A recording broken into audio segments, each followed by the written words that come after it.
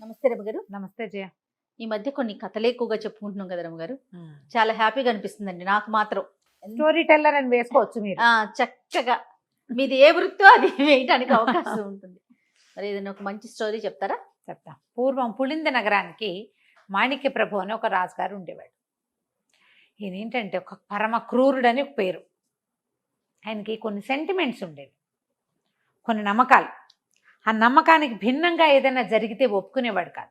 ఆ రాజ్యంలో అరటిపళ్ళు, జంట అరటిపళ్ళు ఉన్న గేల ఏదైనా కనపడితే ఆ గేల మొత్తాన్ని మట్టిలో కప్పెట్టేవాళ్ళు. కవల పిల్లలు పనికిరారు, రాజ్యానికి అరిష్టమని నమ్మేవాడు ఆయన. ట్విన్స్ ఉండకూడదు. అరటిపళ్ళలో అరటి అన్ని గెలలో ఏదో గెల్లో జోడు పళ్ళు కనపడతాయా, అది వాడకూడదు, ఎవరూ తినకూడదు, అరిష్టం. దాన్ని మూఢనమ్మకం, ఒక నమ్మకం. ఆయనకి ఎవరో ఒక జ్యోతిష్కుడు చెప్పాడు, ఇద్దరు పిల్లలు ఒకేసారి కలిసి పుడితే మన రాజ్యానికి అరిష్టం, మీకు ప్రమాదం. అలాంటి ఒక భావన ఉంది. తనకైనా రాజ్యంలో ఎవరికైనా రాజ్యంలో ఇబ్బంది వస్తుందని అంటే తనకే కాదు, తన రాజ్యంలో పుట్టకూడదు. ఇది మరీ ప్రమాదం, చాలా ప్రమాదం. ఈ నమ్మకం వల్ల ఆయన ఆ రాజ్యంలో ఎవరికైనా కవల పిల్లలు అంటూ పుడితే పిల్లల్ని చంపేసేవాడు. అయ్యో, అందుకే క్రూరుడు అన్నమాట. మా రాజ్యంలో ఉండద్దు, మీరు వెళ్ళిపోండి అంటే ఓ రకం చంపేయటం ఏమిటి. అయితే ఏమైంది, ఆ రాజ్యంలో దేవయ్య అని ఒక ఆయనతో చంద్ర అని భార్య ఉండేవాడు. వాళ్ళకి పెళ్ళైన 7 సంవత్సరాల దాకా పిల్లలు లేరు. అప్పట్లో రాజ్యం మారిపోదాము, వేరే చోటుకి వెళ్ళిపోయి బతుకుదాము అలాంటి ఊహలు వచ్చేవి కాదు జయ. ఇప్పుడు కూడా మనం జన్మభూమిని వదిలిపెట్టలేని ఇలాంటి మనస్తత్వాల్లోనే ఉంటాం. పాత రోజుల్లో ఇంకా ఎక్కువ ఉండేది. కలో గంజో ఉన్న చోటే తిని బతకాలి అలాంటి భావాలు ఉండేవి. అయితే ఏం చేశాడు, ఈ దేవయ్య వాళ్ళకి పెళ్ళైన 8 సంవత్సరాలకి ప్రెగ్నెన్సీ వచ్చింది ఆ అమ్మాయి చంద్రకి. పూజారయ్య చెప్పాడు, కమల పిల్లలు పుట్టే చిహ్నాలు ఉన్నాయి నీకు అని. అయితే ఈ అమ్మాయి ఏమందంటే, అబ్బాయి మా అమ్మ కూడా ఇలాగే ఉండేదిటండి, నేను ఒక్కదాన్నే పుట్టానని ఆయనకి నమ్మించింది. ఒక అవ్వ అని పేరున్న ఒక ఆవిడ, ఈ చంద్ర వాళ్ళ అమ్మ రాజుగారి కోటలో పనిచేసేది. ఆవిడని పిలిపించుకున్నారు. ఆవిడ మంత్రసాని పనులు కూడా చేయగలిగింది, చేయి తిరిగిన ఆవిడ. ఈ కోటలోనే ఉండేది. రాజుగారి అనారోగ్యాలు, వాళ్ళ ఇంట్లో వాళ్ళ సమస్యలు అవి హ్యాండిల్ చేసేది. సరిగ్గా అక్కడికి పురిటిపోయటానికి వెళ్ళింది. అనుకున్నట్టుగానే ఓ పిల్లాడు పుట్టారు, ఆడపిల్ల మగపిల్లాడు. అయితే ఎప్పుడైతే ఈ పిల్లలు పుట్టారో ఆ పిల్లల్ని వీళ్ళు రహస్యంగా పెంచడం మొదలుపెట్టారు. ఎవ్వరికీ తెలియని వాళ్ళ, ఊళ్ళో వాసన రాని వాళ్ళ. అసలు ఆడపిల్ల పేరు విజయ, మగపిల్లవాడి పేరు విక్రముడు అని పెట్టుకున్నారు. అయితే ఏమైంది, రాజుకి కర్ణాకర్ణిగా ఎలాగో తెలిసిపోయింది. తెలిసిపోయేసరికల్లా ఈ అవ్వ ఏం చేసింది, మనం ఎట్లా కాదు, పిల్లని నేను తీసుకెళ్ళిపోతా, పిల్లాన్ని తీసుకుని నువ్వు పారిపోమని సలహా ఇచ్చి అల్లుడేమో మగపిల్లాన్ని తీసుకుని పారిపోయాడు. ఆ దేవయ్య విక్రముడిని తీసుకుని పారిపోయాడు. ఈ చంద్ర విజయ వీళ్ళిద్దరిని తీసుకుని అవ్వ పులింద నగరానికి తీసుకొచ్చేస్తుంది. దీన్ని ఆడపిల్లగా, పైగా ఇదేంటంటే ఈ రాజ్యంలో పిల్లేమో బహు చక్కటిది. పిల్ల కాస్త పెరుగుతుంటే ఆడపిల్లకి 1,00,000 సమస్యలు వస్తాయి. అందుకని దానికి మగవేషం వేసేది. ఒక 8 సంవత్సరాలు 7 సంవత్సరాలు వచ్చాకే ఈ కథ ఇలా మొదలైంది. ఆ పిల్ల 7-8 ఏళ్ల పిల్లాన్ని తీసుకుని దేవయ్య కాస్త పారిపోయాడు. వీళ్ళు ఇక్కడికి వచ్చారు. ఈ పిల్ల రోజు అవతో పాటు కోటలోకి బయటికి తిరుగుతూ ఉండేది మగవేషంతో. అయితే ఏమైంది, అది అక్కడికి తీసుకెళ్ళిన అతను వెళ్ళిపోయాడు కదా దేవయ్య ఈ నగరం నుంచి. అక్కడ శరభ నగరం అని ఒక పెద్ద నగరం. ఆ నగరానికి ఒక రాజుగారు ఉన్నాడు. సరిగ్గా ఆ అబ్బాయికి ఆయనకి ఇదే వయసు పిల్లవాడు ఒకడున్నాడు. వీళ్ళు వెళ్తూ వెళ్తూ ఆ రాజుగారు వెళ్తున్నటువంటి ఒక జాతరకో ఎక్కడికో వాళ్ళు వెళ్తుంటే ఆ సమూహంలో కలుసుకున్నాడు ఈ దేవయ్య. పిల్లాడికి ఆడుకునేందుకు తోడుగా ఉంటాడని ఈ విక్రముణ్ణి రాజకుమారుడితోటి కలిపారు. ఆయన ఏమన్నాడు, పిల్లాడు మా రాజుగారి అబ్బాయి ఒకడే పిల్లాడు, వీళ్ళిద్దరూ ఆడుకుంటారు, నువ్వు ఎలాగో పై ఊరు నుంచి వస్తున్నాను అన్నావు కదా, పిల్లాడిని మా దగ్గరే ఉండు, నువ్వు అబ్బాయికి తోడు ఉంటాడు. ఏముంది, రాజగారి నగర్లో ఉంటే అన్నీ నడిచిపోతాయి, భోజన భాజనాదులకి ఏమీ ఇబ్బంది ఉండదు. పిల్లాడిని ఇక్కడ పెంచుకోవడం మొదలుపెట్టారు. ఈ చంద్ర విజయ ఇద్దరు ఇక్కడ ఉండిపోయారు. అయితే ఏమైంది, ఈ రాజుగారి గౌరవార్థము ఈ మాణిక్య ప్రభు కోసం ఎవరో పెద్ద పెద్ద నిలువుటద్దాలు పంపించారు. పంపిస్తే ఈ మగవేషంలో తిరుగుతోంది కదా విజయ, అంతకుముందు గౌన్ వేసుకునేది, చొక్కాలాగు వేసుకుని తిరుగుతోంది మగపిల్లాడిలాగా, తలకి తలపాగా అవి పెట్టారు. అయితే ఇదేమైంది, ఈ నిలువుటద్దాలు పట్టుకుని లోపలికి ఆ భటులు తీసుకొస్తుంటే ఆ పిల్ల నుంచి నడిచొస్తూ అద్దంలో తన ప్రతిబింబం చూసి అన్నయ్య అనుకుంది. మగవేషంలో వాళ్ళ అన్నయ్య అటకే అన్నయ్య అన్నయ్య అన్నయ్య అని కేకేసింది. వెళ్ళిపోయాడు అని ఏడ్చింది. ఏడుస్తుంటేనే అవ్వ చూసి తీసుకొచ్చేసింది. కానీ ఈ పిల్ల అన్న అన్న అన్న అని అరవటం మొదలు పెట్టేసరికి ఆయనకి డౌట్ వచ్చింది. ఈ పిల్ల లాంటి వాడే ఎవడో ఉన్నాడు ఇంకొకడు, అందుకే పిలిచింది. అక్కడి నుంచి అవ్వ కూతురు వాళ్ళ గురించి జాడలు తీశారు. ఆ అమ్మాయికి 2 పిల్లలు పుట్టారని, భర్త కొడుకుని ఎత్తుకుపోయాడని అర్థమైంది. ఇక అవ్వని నానా హింస పెట్టారు. చంద్ర ఏం చేసింది, ఆ పిల్లనేమో వీళ్ళు బంధించేశారు. చంద్ర పారిపోయింది. పిల్లని వదిలిపెట్టి పారిపోయింది. ఇంకేం చేయలేక ఆ పిల్లని మాత్రం కోటలో ఉంచుకున్నారు. కోటలో ఉంచుకుని ఇక అడగటం మొదలు పెట్టారు. అడిగితే దానికేం తెలుసు, 7-8 ఏళ్ల పిల్లకి, పిల్ల పెరిగింది 8, 10, 12 వచ్చినా ఏమీ లేదు. ఆ పిల్ల అక్కడే ఉండిపోయింది. అవ్వని నానా రకాలుగాను అడిగేవారు. అవ్వని సమాధానం రాక పెద్దది కదా ప్రాణం వదిలేసింది. ఆ విజయ ఇక్కడే ఉండిపోయింది. ఉండిపోతే ఈ రాజుగారికి దగ్గరికి ఒక పురోహితుడు ఒక ఆయన ఏమన్నాడంటే, ఒకవేళ కవల పిల్లలే గనక అయ్యుంటే వీళ్ళు ముక్కు మొహాలు ఒకేలా ఉంటాం కాదు, వీళ్ళ చేతిరాత నోటి రుచి కూడా ఒకేలా ఉంటాయి, రుచులు అలాగే ఉంటాయి, సేమే ఉంటాయి అన్నాడు. ఉండవు, ఆ పాతకాలం కదా. ఈ అమ్మాయితోటి ఒక రాయించారు కొన్ని వాక్యాలు. అక్కడి నుంచి ఆ ఆకుని ఏ ఆకు మీద అయితే రాయించారో, ఇలాంటి చేతిరాత ఉన్నవాడు ఎక్కడున్నాడా అని దేశాలు చుట్టుపక్కల ఉన్న ఊళ్ళన్నీ వెతికించడం మొదలుపెట్టారు. ఇలాంటి రాత ఉన్న పిల్లాడు ఎవడైనా ఉన్నాడా కుర్రాడు. 16-18 సంవత్సరాలు వచ్చినాయి ఈ విజయ్కి. అయితే ఏమైంది, ఒకరోజు వీళ్ళకి ఓ ఉత్తరం వచ్చింది ఈ రాజుగారికి, మాణిక్ ప్రభుకి. ఇదేమిటి, ఎక్కడి నుంచి వచ్చింది, శరభనగరం నుంచి వచ్చింది. అయ్యా, మరి మీకు 80 బళ్ళ బంగారాన్ని సమర్పించుకుంటాం, మా రాజ్యాన్ని మీ రాజ్యంలో కలుపుకోండి. స్వతంత్ర రాజ్యంగా మేము గెలుపొందలేకపోతున్నాం, మిగతా పులింద నగరం చాలా గొప్ప రాజ్యం కాబట్టి మమ్మల్ని మీతో కలుపుకోండి అని ఒక చేతి రాతతో ఒక ఉత్తరం వచ్చింది. వచ్చేసరికల్లా ఆయన ఉత్తరం చూడగానే చటుకున్నది విజయ్ చేతి రాతగా గుర్తుపెట్టాడు. ఎన్నాళ్ళో చూశాడు కదా, ఎందుకంటే ఈ పిల్లలు పుట్టిన దగ్గర నుంచి ఆయనకి గుండెల్లో ఏదో బాధగా ఉంది, తనకేదో సమస్యలు వస్తున్నాయి, తనకి ఎప్పుడు ఏదో ఒక పొట్టలో ప్రాబ్లం. ఆయనకి 45-50 ఏళ్ళు వచ్చినాయి, రావు సమస్యలు. అది కవల పిల్లలు పుట్టడం వరకే వల్ల ఇవన్నీ వచ్చాయని నమ్మాడు ఆయన. ఆ పిల్లాడు ఎవడో వెతికి ఈ పిల్లలిద్దరిని చంపేస్తే తన ప్రాబ్లమ్స్ తీరిపోతాయి అనుకుంటాడు. ఈ మూఢనమ్మకాలున్న జనాలని ఎవరైనా ప్రోత్సహించే వాళ్ళు దొరికితే మరీ విడ్డూరం, అవును విపరీతంగా అవుతారు. అలా మూఢనమ్మకం అధికారుల్లో పెద్ద ఎత్తున ఉన్న వాళ్ళకు ఉందనుకో, మిగిలిన వాళ్ళు దాన్ని ఎవరు దాన్ని చెంగనాడరు, కాదనరు. కాదండి అది తప్పు అనరు. ఆయన ఉద్దేశాన్ని ప్రోత్సహిస్తారు. మీరేముంది, అధికారం మన చేతిలో ఉంది, ఆ పిల్లని చంపేస్తే సరే, వాడిని గుర్తుపట్టడానికి ఈ పిల్లని ఉంచుకున్నారు. ఇద్దరిని ఒకేసారి చంపేయాలి, అప్పుడు మన సమస్యలు తీరిపోతాయి. ఈ ఉత్తరం చూడగానే నేను నిర్ఘాంతపడితే వారు రాత. ఈ ఉత్తరం రాసి అక్కడి నుంచి ఒప్పుకున్నారు. అంతకుముందు శరభనగరానికి వీళ్ళకి పెద్ద సయోధ్యం లేదు. శరభనగరానికి ఉత్తరం రాశారు, తప్పకుండా బంగారంతో పాటు ఎవడైతే ఈ ఉత్తరం రాశాడో వాణ్ణి కూడా పంపండి, వాణ్ణి మాకు మా దగ్గర పంపించండి, తప్పకుండా మీ నగరాన్ని మా రాజ్యంలో కలుపుకుంటాం. పులింద రాజ్యంలో ఈ శరభనగరాన్ని కూడా కలిపేసుకుంటాము, మేము రెడీగా ఉన్నామంటే సరే. వచ్చినాయి బళ్ళు, 80 బళ్ళ నిండా బంగారం వస్తోంది అనుకున్నారు వీళ్ళు. ఆ 80 బళ్ళు ఊరు విడిసినాయి. రాజుగారు ఆ కుర్రాడు ఎవరో చూడడానికి ఈయన వెళ్ళేసరికల్లా ఆ బండిలో నుంచి దిగిన విక్రముడిని చూసేసరికి ఆయన తెల్లబోయాడు.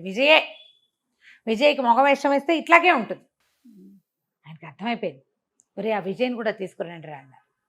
అనేసరికి అని వీడి దగ్గరికి పిలిచాడు. దగ్గర పిలిస్తే వీడు నమస్కారం చేస్తూ ఒక్క ఉదుటున ఈ మాణిక ప్రభు మీద పడిపోయి 2 చేతులు పెడరెక్కలు విరిచి పట్టేస్తున్నాడు. పట్టేసా రాజుగారిని అనగానే రాజు మామూలుగా గుర్రం మీద 6 మంది సైనికులతో వచ్చాడు. ఇక్కడ 80 బళ్ళు వచ్చినాయా? ఈ 80 బళ్ళల్లో నుంచి బంగారం కాదు, ఒక్కొక్క దాంట్లో 10 మంది చొప్పున సైనికులు దాక్కుని ఉన్నారు. 80 మంది బళ్ళలో నుంచి 10 మంది, మొత్తం 800 మంది సైనికులు ఒక్కసారి మీద పడి చుట్టుపక్కల ఉన్న వాళ్ళందరినీ, రాజు వెనకాల వచ్చిన అంగరక్షకుల్ని అందరినీ పట్టేశారు. రాజును పట్టేయటం ఏమిటి, ఇక పెద్దగా కేకలు పెడుతూ ఊళ్ళోకి ప్రవేశించేశారు. ఈ మాణిక ప్రభు క్రూరత్వానికి కనీసం 50 ఇళ్లకు ఓ ఇల్లైనా బలైంది ఆ ఊళ్ళో. కవల పిల్లలు పుడతారు కదా, 50 ఇళ్లకో 100 ఇళ్లకో పుడతారు కదా, అంతే కదా. మరి 2 చంటి పిల్లల్ని పోగొట్టుకున్న కుటుంబాల్లో ఎలా ఉంటుంది? ఒక ఆవిడికి 2 సార్లు కవల పిల్లలు పుట్టారు, 4 బిడ్డల్ని పోగొట్టుకుంది ఆ కుటుంబం. వాళ్ళకి ఎంత మంటగా ఉంటుంది. రాజును పట్టేసేసరికి చంపేయండి దుర్మార్గుండి అని కేకలు పెట్టారు. అందరూ శత్రువులే రాజుకి. అతను గట్టితనం వల్ల, క్రూరత్వం వల్ల భయపడాగారు గాని, ఎప్పుడైతే వాడు పట్టుబడి పులి బోన్లో పడంగానే అందరూ రాళ్ళు విసురుతారు దాని మీద. అంతకుముందు పులి అంటే భయంగా ఉంటుంది. ఇక అందరూ కేకలు పెట్టారు, చంపేయండి చంపేయండి అనేసరికల్లా పెడరెక్కలు విరుచుకు పట్టుకొని రాజ్యంలోకి తీసుకుపోయారు. రాజ్యాన్ని స్వాధీనపరిచేసుకున్నారు. నగరం వాళ్ళు పులింద రాజ్యాన్ని స్వాధీనం చేసుకున్నారు. ఈ విక్రముడితో పాటు రాజకుమారుడు కూడా వచ్చాడు. అక్కడి నుంచి అతను ఏం చేశాడంటే, ఈ రాజ్యాలను కలిపేసుకుందాం, మీ చెల్లెల్ని నేను పెళ్లి చేసుకుంటానని చెప్పి ఈ విజయ్ని శరభనగరపు రాజకుమారుడికి ఇచ్చి పెళ్లి చేశారు. విక్రముడు 2 దేశాలకి, ఆ పెద్ద రాజ్యానికి చిన్న నగరానికి సైన్యాధిపతిగా ఉన్నాడు. వాళ్ళ అమ్మని నాన్నని తెచ్చుకున్నాడు. కవల పిల్లలకి ఇక ఏ భయము లేదని చెప్పారు. తర్వాత కాలంలో విజయ్కి కవల పిల్లలు పుట్టారు, విక్రముడికి కవల పిల్లలు పుట్టారు. పాతకాలపు మూఢనమ్మకాల కథలు ఇలాగే ఉంటాయి. మీరు ఇప్పటికీ కూడా ఇలాంటి పిచ్చి నమ్మకాలు ఉంటాయి చూడు. అవునవును.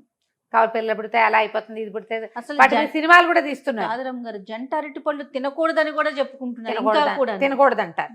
తినకూడదు, తింటే కవల పిల్లలు పుడతారు, అదేదో ప్రమాదం ఏం ఉండదు, అదేదో జెనెటిక్ లోపంతో వస్తాయి. పళ్ళు సేమే ఉంటాయి, ఏం పెద్ద ప్రాబ్లం ఏమి ఉండదు. అవన్నీ భయాలు కదా. అంతే. కథ కంచికి మనం ఇంటికి. నమస్తే రమ్మగారు. నమస్తే జయ. రమ్మగారు, మనం అక్బర్ బీర్బల్ వీళ్ళ స్టోరీలు చెప్పుకొని చాలా రోజులు అవుతుందండి, ఏమైనా చెప్తారా? చెప్తాం. ఒకసారి అక్బరు ఆస్థానానికంటే ఇట్లా గుర్రాలు అమ్మేవాళ్ళు, గాడిదలు అమ్మేవాళ్ళు, కంచర్ గాడిదల్ని అలా తీసుకొచ్చేవాళ్ళు. గాడిదలు కంచర్ గాడిదలు కావాలి గుర్రాలతో పాటుగా. గుర్రాలు ఏనుగులు ఉన్నట్టుగానే కంచర్ గాడిదలు బరువు మోయటానికి, మనుషులు మోయటానికి కూడా. గాడిదలేమో వీళ్ళు ఎక్కడికైనా ట్రిప్కి వెళ్తున్నారనుకో, గాడిదల మీద వస్తువులు మోయటానికి వేసేవాళ్ళు. అయితే ఒక మంచి బలంగా పుష్టిగా ఉన్న ఒక గాడిదని చూశారు. చూస్తే అది మనుషులు ఎటైనా వెళ్తే అటు ఇటు తెలివిగా చూస్తుంది అనమాట, కొంచెం యాక్టివ్గా ఉండేసరికల్లా బాగుందా, ఇదెంతో బాగుంది, ఇదెంతో బాగుంది, చక్కగా ఉందని రాజుగారు అన్నాడు. అక్బర్ అనేసరికల్లా బీర్బల్ అన్నాడు, అవును ప్రభు, దీన్ని కనుక చక్కగా చదవను రాయను నేర్పిస్తే ఇంకా బాగుంటుంది అన్నాడు. అక్బర్కి అర్థం కాలేదు, ఏమిటి చదవను రాయను నేర్పిస్తాడా దీనికి అనేసి, సరే ఏమిటి వస్తుందంటావా అన్నాడు. ఎందుకు రాదండి, శ్రద్ధగా నేర్పిస్తే దీనికి చదవటం వస్తుంది, రాయటం వస్తుంది, అన్నీ వస్తాయి. అసలు సంగతి ఏంటంటే, ఆ గాడిదల వ్యాపారి బీర్బల్ తోటి ఇంకో 10 రూపాయలు ఎక్కువ ఇప్పచ్చండి బాబు, 10 పిల్లలు గలవాడిని అని అడిగాడు. వాడికో 10 రూపాయలు ఎక్కువ ఇప్పించడానికి ఈయన కొంచెం ఓవర్ యాక్షన్ చేశాడనమాట. ఓహో, చదవటం వస్తుంది, రాయటం వస్తుంది. చదవటం ప్రధానంగా వస్తుంది దీనికి, రాయటం ఏముంది, చదవటం కదా ఇంపార్టెంటు అనేసరికల్లా జహాపన ఆయనకు సరదా వచ్చింది. సరే చూద్దామని గాడిదల వ్యాపారం ఇదెంతో అని అడిగి, వాడు కొంచెం రేట్ ఎక్కువ చెప్పినా పెద్దగా బేరం ఆడకుండా వాడికి డబ్బులు ఇచ్చేసి గాడిదని తీసుకున్నారు. వీళ్ళిద్దరు వ్యాఖ్యాళ్ళకి వెళ్ళి చేశారు ఈ పని. అక్కడి నుంచి ఆ గాడిద మెడలో తాడు కట్టారు, ఆ పలుపునెత్తి బీర్బల్ చేతిలో పెట్టారు. పరివారం ఉంటారు 25-30 మంది. రాజుగారి వాళ్ళిద్దరే నడవరు కదా, గుంపు ఉంటుంది, అంగరక్షకులు వాళ్ళు వీళ్ళు ఉంటారు. ఆయన ప్రోటోకాల్ ఆయనకు ఉంటుంది కదా. పెట్టేసరికల్లా ఏమిటి ప్రభు నా చేతికి ఇస్తున్నారు, ఎందుకు జహాపన అన్నాడు. అనేసరికల్లా చదవటం నేర్పిస్తానన్నావు కదా, 4 రోజులు ఉంచుకో దీన్ని, చదవటం చెప్పి తీసుకురావాలి, దీనికి చదివించాలి నువ్వు అనేసరికి చుట్టుపక్కల వాళ్ళకి నవ్వొచ్చింది. ఏదో సరదాకి చెప్పాడు, ఏమిటి సీరియస్గా తీసుకున్నాడు దాన్ని. రాజుగారు డక్కుబడింది ఈయనకి గుండెలో, ఏం చేయాలో తెలియలే. సరే తను కొంచెం ఓవర్ యాక్షన్ చేశానని, ఓవర్ యాక్షన్ని జహాపన అడ్వాంటేజ్గా తీసుకున్నాడని, తన తెలివితేటలకు ఒక ప్రశ్న పెడుతున్నారని అర్థమైంది, పరీక్ష. అలాగే ప్రభు అన్నాడు. ఏమి నిజంగా చదవటం నేర్పిస్తావా బీర్బల్ దీనికి అని అడిగాడు ఆయన. నేర్పిస్తాను. అందరూ ఆశ్చర్యపోయారు, దొరికేసాడు వీడు. ఇప్పుడు గాడిదకి చదవటం ఏమిటి, గాడిదకి ఏమొస్తుంది, అది గుర్రాలకు ఇచ్చినట్టు శిక్షణ ఇవ్వటం గాడిదలకి కుదరదు, వాటికి నడవటం బరువులు మోయటం తప్ప. అసలు అవి తెలివిగా గాడిద అని ఎందుకంటారు, మనుషుల్ని గాడిద అంటారు, తిడతారు. తెలివితేటలు ఉండవు దానికి, తెలివి చాలా తక్కువ ఉంటుంది దానికి, కొన్ని విషయాలు తెలుస్తాయి. గుర్రాలు లాంటి శిక్షణ గాడిదలకి ఇవ్వలేకపోతారు. ఓకే, అంత తెలివిగలవి కాదనమాట, అవి తెలివి తక్కువవి బేసిక్గా. అయ్యేసరికల్లా సరే ఒప్పుకున్నాడు. గాడిదకి అయ్యే ఖర్చు కూడా నేనే ఇస్తానన్నాడు జహాపన. అది కూడా బాగానే, గాడిదని తీసుకుపోయాడు. ఎలా ఉంది గాడిద అని వారానికి ఒకసారి ఆయన అడిగేవాడు, బాగుందనేవారు. నెల అయ్యింది. ఏమిటి బీర్బల్, గాడిదకి చదవను రాయను ఏమైనా నేర్పించావా అంటే, చదవటం నేర్పించాను ప్రభు అన్నాడు. ఏది చూపించన్నాడు జహాపన. సభికులంతా ఆశ్చర్యపోతున్నారు, దొరికాడు, గాడిదకి చదవటం ఏమిటి అనేసరికల్లా ఆ గాడిదని తీసుకొచ్చి సభలోకి తీసుకొచ్చాడు. ఏం చదువుతోంది మీ గాడిద అన్నాడు. దానికి రోజువారీ ఓ పుస్తకం చదవటం నేర్పించాను జహాపన, పుస్తకం చదువుతుంది అనేసరికల్లా సభికులంతా ఆశ్చర్యపోతారు. ఊరి బీర్బల్ వీడు చాలా తెలియగలవాడని మనకు తెలుసు, ఇంత కాలాంతకుడు అని తెలియదు మనకి. సరే చూస్తున్నారు. బీర్బల్ ఒక పెద్ద పుస్తకం పుచ్చుకొచ్చాడు. పుస్తకాన్ని గాడిద ముందు పెట్టారు. గాడిద ఒకసారి బీర్బల్ కేసు చూసి తలకాయ దించి 4తోటి పేజీ తిప్పింది. 2వ పేజీ తిప్పింది, 3వ పేజీ తిప్పింది, 4వ పేజీ తిప్పింది. తలకాయ ఎత్తి మాట్లాడడం మొదలుపెట్టింది, అంటే అరవడం మొదలుపెట్టింది. పేజీలు తిప్పి అరుస్తోంది, చదువుతోంది అది. అని ప్రజలంతా ఆశ్చర్యపోయారు. రాజుగారు ఆశ్చర్యపోయారు. చదివేస్తున్నట్టే కదా, పేజీ తిప్పి బయటికి చెప్తోంది, అందులో ఏముందో చెప్పమన్నాడు, చెప్తోంది అది గాడిద భాషలో చెప్తోందా? మరి అంతే. ఏం సరికలా రాజుగారు అడిగాడు, అక్బర్ అడిగాడు, బాగుంది, ఎంత బాగా నేర్పించావు బీర్బల్, చదువుతోంది ఇది, ఇంతకీ ఏమంటోంది గాడిద అన్నాడు. దానికి మనం గాడిద భాష నేర్చుకోవాలి ప్రభు, అది మనకి ఇంకా రాదన్నాడు. పోటీలే అనేసరికి రాజు అన్నాడు, బాగానే ఉంది, గాడిద భాష ఎవరికైనా వచ్చేమో కనుక్కుందాం, అది వేరే కదా, అసలు దీనికి ఇది ఎలా వచ్చింది, నిజం చెప్పు బీర్బల్ అన్నాడు. ప్రభు ఏకాంతంలో చెప్తానన్నాడు. పోనీలే. ఏకాంతంగా వెళ్ళారు, గాడిదని తోలుకుపోయారు. రాజుగారు ఆశ్చర్యంతోటి ఎలా చేశామంటే, ఏముంది ప్రభు, నేను ఏదో మాట వరుసకు అన్నాను, ఆ గాడిదల వాడికి ఇంకో 10 రూపాయలు ఎక్కువ ఇప్పిద్దామని మీరు దాన్ని నిజంగా తీసుకున్నారు, మరి అప్పుడు నేను కాదంటే మాట తిరిగిపోయినట్టు అవుతుంది. మీరు నలుగురిలో ఉన్నప్పుడు రాజుగారికి ఒక విచిత్రమైన ధోరణి ఉంటుంది, తన మాట కాదంటే ఆయన నచ్చదు. మరి ఇందాక అలా ఎందుకన్నావు, పోట్లాడతాడు, అందుకని నేను తగ్గిపోయాను. సరే గాడిదని మరి మీరు నేర్పించమన్నారు, ఏదో ఒకటి చెయ్యాలి, అందుకని దానికి ఒక ఉపాయం ప్రకారం నేర్పించాను ప్రభు అన్నాడు. ఏమిటి బీర్బల్ ఉపాయం, ఏం చేసావంటే, 2 రోజులు దానికి ఏం పెట్టలేదండి, పెట్టలేదు, మరి 3వ రోజున దాన్ని నకనకలాడిపోతుంది, కట్టేసింది, దాని దారిని అది గడ్డి మేసేందుకు అవకాశం లేదు. ఈ పెద్ద పుస్తకాన్ని దాని ముందు పెట్టి మొదటి పేజీలో గడ్డి పెట్టా, పుస్తకాన్ని కదిపింది, దానికి లోపల గడ్డి ఉందని తెలిసింది, పేజీ తీయటం తెలుసుకుంది, అది మూత పెట్టి తోసింది, గడ్డి తినేసింది. 2వ రోజు 2వ పేజీలో పెట్టా, 3వ రోజు 3వ పేజీలో పెట్టా, పేజీలు తిప్పి గడ్డి తింటం తెలుసుకుంది అది. అలా ప్రాక్టీస్ చేయించాడు ఈయన. అలా ప్రాక్టీస్ చేయించాము. ఇప్పుడు ఇవాళ 3 పేజీలు తిప్పాక దానికి అర్థమైంది అందులో గడ్డి లేదని, అందుకని అరిచింది అది. 3 పేజీల్లో ఏముందో అది చదవలేదు, అది ఇంకా పెట్టలేదు ఏమిటి అని ప్రశ్నించింది దాని భాషలో. అంతే చేశానండి అన్నాడు. రాజుగారు ఆశ్చర్య, పర్వాలేదు, ఇది కూడా తెలివే, బీర్బల్ నీకు కత్తికి 2 వైపులా పదనేనయ్యా అన్నాడు. బాగుంది. తెలివి గల కథలు కదా, నిజానికి అక్బర్ బీర్బల్ కథలు పెద్ద పెద్ద ఉండవు, కొంచెం చిన్న చిన్న కథలు ఉంటాయి. నసిరుద్దీన్, ముల్లా నసిరుద్దీన్ కథలు, ఈ అక్బర్ బీర్బల్ కథలు ఇవన్నీ చిన్నవిగానే ఉంటాయి. ఇంత చిన్న కథ కదా, ఇంకో కథ చెప్తాం. ఓసారి ఆస్థానంలో ఏదో ఇట్లా మాట్లాడుకుంటే బీర్బల్ వేసిన జోక్కి అక్బర్కి చాలా నవ్వొచ్చింది. అన్నాడు, నీ కడుపు నిండా పెట్టాలన్నదోయ్ నాకు అన్నాడు. పెట్టండి ప్రభు, మీరేం పెట్టినా తింటానన్నాడు. అనేసరికల్లా ఈయనకి చక్మని ఒక ఐడియా వచ్చింది. బీర్బల్ శాకాహారి, అతను వెజిటేరియన్. అయితే ఈయన ఏమన్నాడు, ఏం పెట్టినా తింటావా అని అడిగాడు అక్బర్. తింటానండి అన్నాడు. నువ్వు ఆలోచించుకుని చెప్పాలి, నేను పెట్టింది తినకపోతే కుదరదు అన్నాడు. మీరు పెట్టింది ఎలాగైనా తింటాను. ఆయన స్ట్రైక్ అయింది, రాజుగారు ఏదో పెడుతున్నాడు పెట్టకని నాకని. మీరు పెట్టింది ఎలాగైనా తింటాను ప్రభు అన్నాడు. నీకు నచ్చినా నచ్చకపోయినా, నువ్వు తినేదైనా కాకపోయినా, ఏదైనా సరే మీరు పెట్టింది ఎలాగైనా తింటాను ప్రభు అన్నాడు. అనగానే ఒరే పట్టుకురండి రా అన్నారు. అని ఒక కోడిని తెప్పించాడు. ఆ కోడిని చేతిలో పెట్టారు. దీన్ని తింటావా అని అడిగాడు. తింటాను ప్రభు అన్నాడు. అదేంటి బీర్బల్, నువ్వు శాకాహారివి కదా అన్నాడు అక్బర్. దాందేముంది ప్రభు, కోడిని కోసుకుని తినక్కర్లేదుగా, అమ్ముకుని కూడా తినచ్చు, ఎలాగైనా తింటానని చెప్పా కదా, కోడిని అమ్మేస్తాను, వచ్చిన డబ్బులతో పాయసం చేసుకుని తింటాను. తెలివి, బ్రెయిన్ వాడడం. ఇప్పుడు షార్ప్ డైలాగులు కొట్టే వాళ్ళు చాలా మంది ఉన్నారు కదా మనకి, వాళ్ళందరికీ ఆర్జుడు బీర్బలే.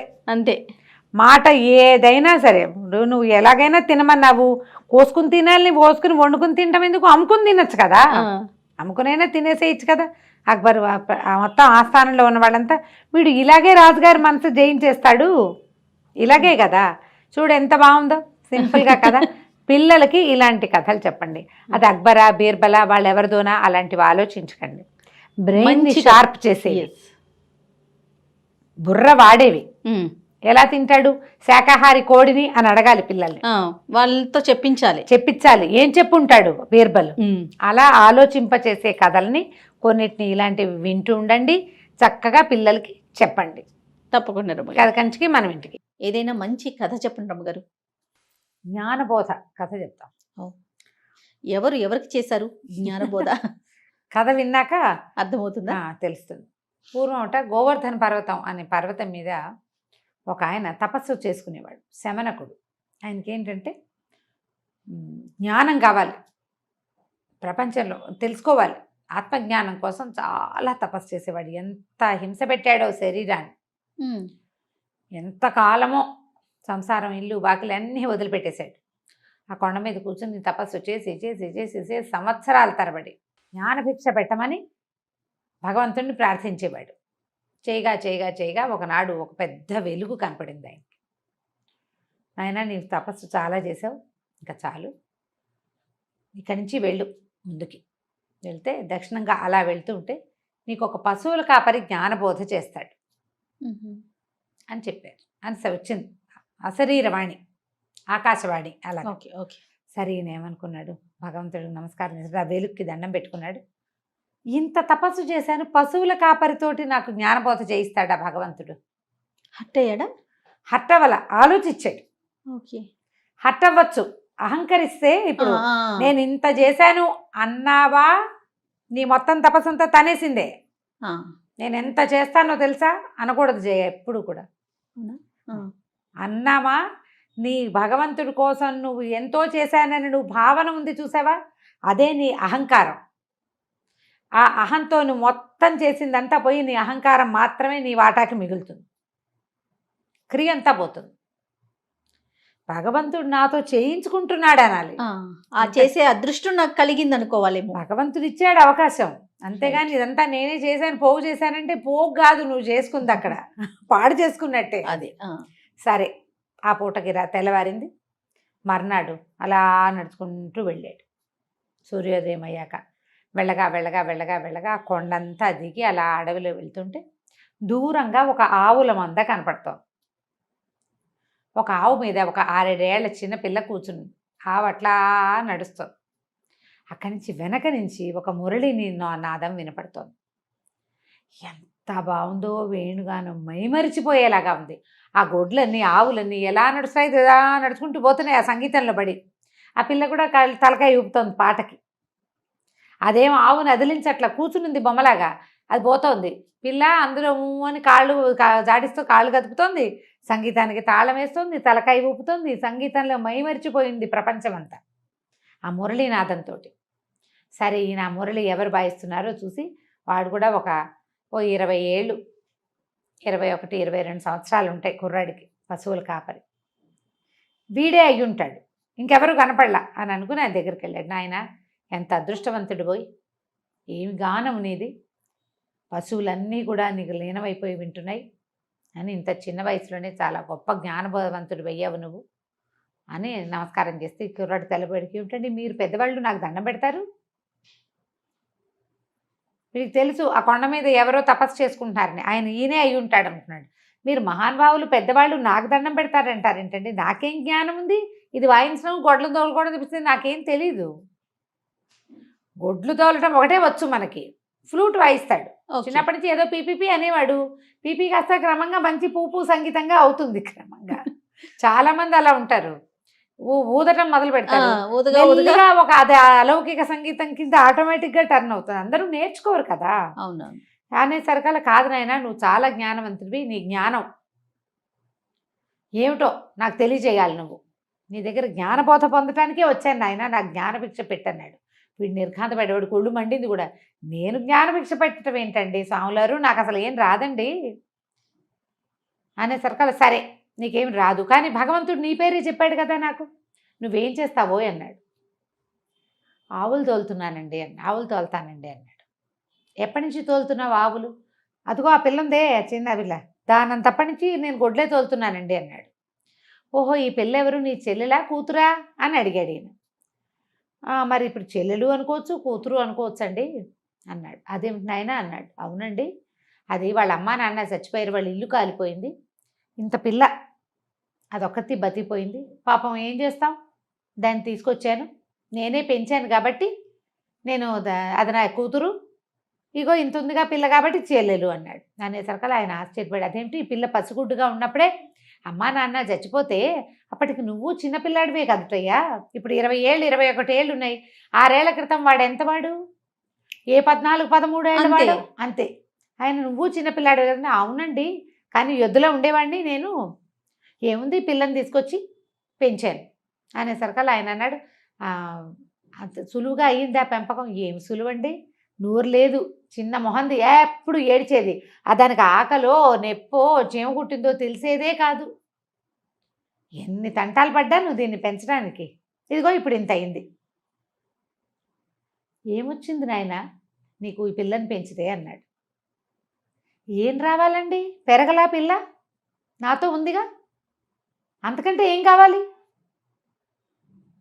అంతకంటే ఏమన్నా కావాలా, ప్రయోజనం ఏమిటి ఇందులో, ఏం ప్రయోజనం, పిల్ల బతికుంది కదా, అది ఉంది, నాతో ఉంది, నాతో పాటే ఉంటుంది, అంతకంటే నాకేం ప్రయోజనం కావాలి. ఆయన అట్లా చూస్తూ నుంచున్నాడు, కంట్లోంచి నీళ్లు గారుతున్నాయి ఆయనకి. ఇతరులకి సహాయం చేయటానికి ఏ ప్రయోజనము అవసరం లేదని ఒక్క జ్ఞానాన్ని కలిగి ఉన్నావు నాయన, నిన్ను ఈ దగ్గర అదే నేర్చుకోమని పంపించాడు దేవుడు నన్ను. పరోపకారం, ఈ పిల్లని నేను ఎట్లా పెంచుతానని నువ్వు వదిలేసి ఉంటే దాని జీవితం ఏమయ్యేదో, బతికేదో లేదో పిల్ల. నీ జ్ఞానం ఈ 6.5-7 సంవత్సరాల వయసు పిల్లలో ఉంది నాయన. నేను ఎవ్వరికీ సహాయం చేయకుండా కొండ మీద కూర్చుని జ్ఞానం కోసం ప్రయత్నం చేశాను. నాదెంత వృధా ప్రయత్నము, ఎంత శుష్కమైన ప్రయత్నం చేశాను. నువ్వు చేసిన ప్రయత్నం 7 ఏళ్ల పిల్ల, దాని ప్రాణం, దాని జీవితం. నేను చేసింది ఏముంది, శుష్కించిపోయి ఆ ఇల్లు లేదు, వాకిలి లేదు. ఎంత గొప్ప జ్ఞానభిక్ష పెట్టావు నాయన అని సాష్టాంగపడి దండం పెట్టాడు. వాడి నిర్ఘాంతపై చూసినాడు. సాములాట్ల మాటలు మనకు అర్థం కావు అనుకుంటూ, నువ్వు చేసింది చాలా గొప్పదేంటి, ఏం గొప్ప ఏముంది ఇందులో అనుకుంటున్నాడు. చాలా సింపుల్గా ఏం లేదు అందులో, ఏమో పిల్ల ఏడ్చింది, కాస్త పాలు పోసాం, ఏడ్చింది, కాసేపు ఎత్తుకున్నా, అంతే. ఇందులో నేను చేసిన సహాయం ఏమిటి పెద్ద అని భావించాడు. అలా క్యాజువల్గా ఇతరులకి సహాయం చేయటమే జ్ఞానం. కరెక్ట్ కదా నమ్మగారు. ఏ ప్రయోజనము ఆశించకుండా ఏదో ఒక పని, ఏదో ఒక మాట, ఏదో ఒక క్రియ చేయగలగటం ఉంది చూసావా, అది భగవత్ సాక్షాత్కారాన్ని పొందేందుకు నెమ్మది అయిన, దగ్గరైన, సులువైన మార్గం. ఒక భగవంతుణ్ణి చూడగలిగినంత తపస్సు చేసిన వాడు వచ్చి వీడికి దండం పెట్టాడు. కథలో కనపడుతోంది మరి, దండం పెట్టేశాడు. నేను చేయలేకపోయాను, ఇది నా వల్ల కాలేదు అని. ఇంత సింపుల్ దేవుణ్ణి చూడటం. ఎక్సలెంట్ స్టోరీ రమ్మ. మనం అది చెయ్యం, అది చేయలేకపోతాం. పెద్దవి చేయాలనుకుంటాం, ఏదో యజ్ఞం చేసేయాలి, అది చేసేయాలి, హోమం చేసేయాలి, పూజ చేసేయాలి, దానికి 108 రకాల కమలాలు, 108 కమలాలు కొనుక్కురావాలి, అది తెచ్చుకోవడం కోసం అక్కడెక్కడికో వెళ్ళాలి. పక్కనున్న మనిషికి సహాయం చేయమండి, చెయ్యం. దేవాలయాల్లో పువ్వుల కోసం లక్షల రూపాయలు విరాళాలు ఇస్తారు ప్రతి సంవత్సరము. ఇవ్వకూడదని కాదు, దాంతోపాటు ఇంకెవరికైనా సహాయం చేయొచ్చు కదా, నీడీ పీపుల్కి, అవసరమైన వాళ్ళకి. బతికేందుకు ఒక ఆసరా ఎందుకు ఇవ్వకూడదు? అవును, అది కదా భగవంతుడిని చేరే మార్గం. ప్రార్థన చేసే పెదవుల కన్నా సాయం చేసే చేతులు చాలా గొప్పవి. భగవంతుడికి అత్యంత ప్రీతిపాత్రమైనవి ఆ చేతులు.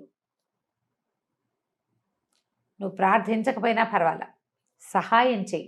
నువ్వు ఎంత ప్రార్థించినా ఇతరులకి ఉపయోగపడని నిన్ను భగవంతుడు వల్లడు, ఆయనకు నచ్చదు, సహించడు. ఎంత అద్భుతమైన ప్రార్థన చేసినా కూడా కదరమ్మ గారు, ఎంత అద్భుతమైన ప్రార్థన చేసినా కూడా సహించడు, నిన్ను దగ్గరికి చేసుకోడు.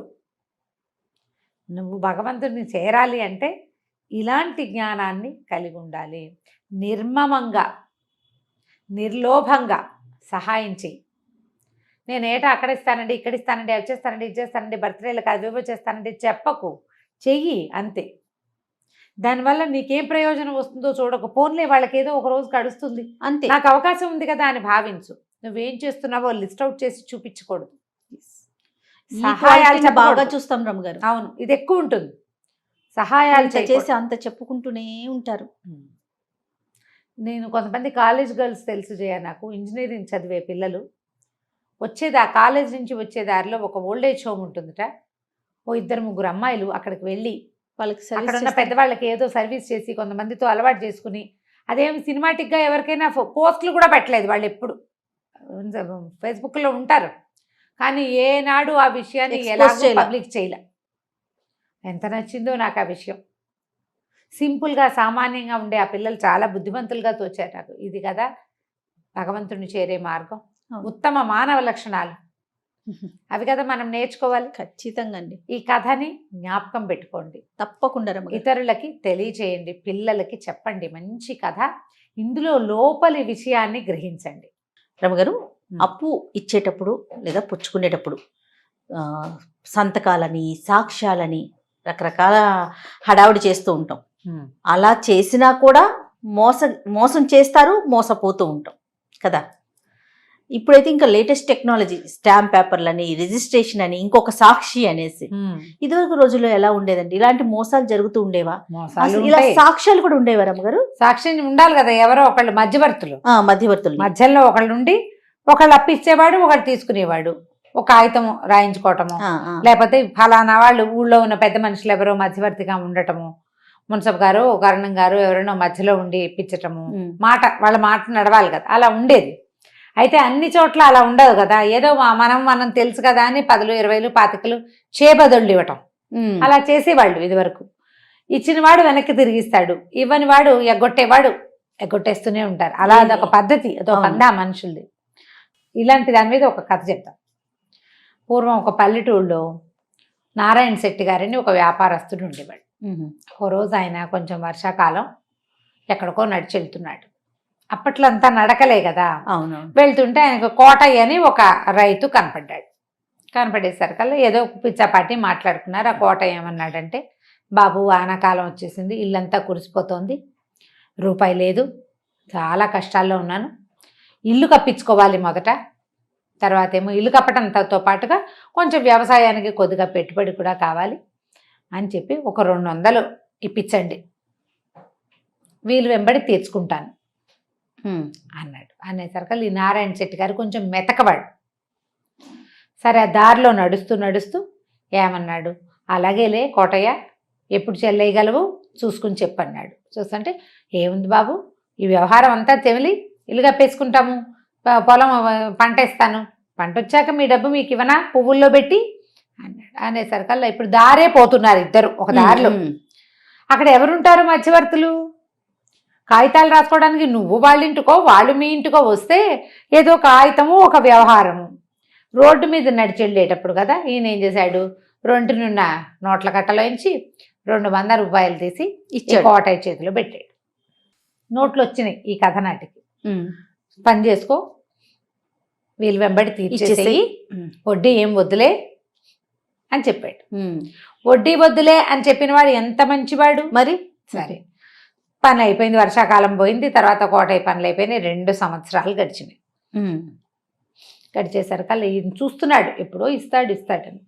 ఒకనాడు ఒక బజారు వీధిలో ఎదురుపడ్డాడు కోటయ్య. ఈయన అన్నాడు, కోటయ్య నీ పనులన్నీ అయినాయా, వ్యవసాయం అది బాగుందా అంటే, అన్నీ బాగున్నాయి బాబు, అంతా కులసాబాబు. మరి నా బాకీ ఎప్పుడు ఇస్తావు అన్నాడు ఆయన. ఏం బాకీ అనేసాడు కోటయ్య.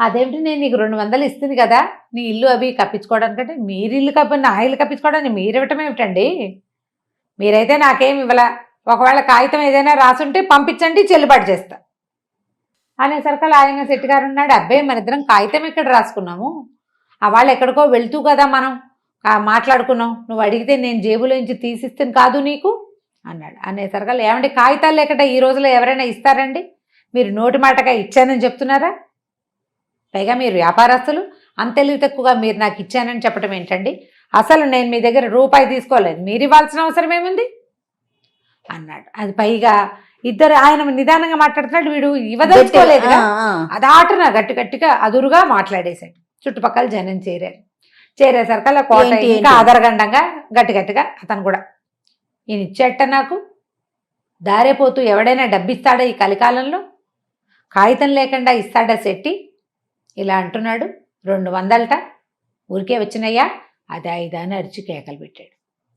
నారాయణ శెట్టి గారు చాలా మృదు స్వభావి, మంచివాడు. కొంతమందికి తెలుసు, అందరికీ తెలిసినా కూడా ఈ కాగితం పత్రం లేకుండా శెట్టి ఎందుకు ఇస్తాడు డబ్బు?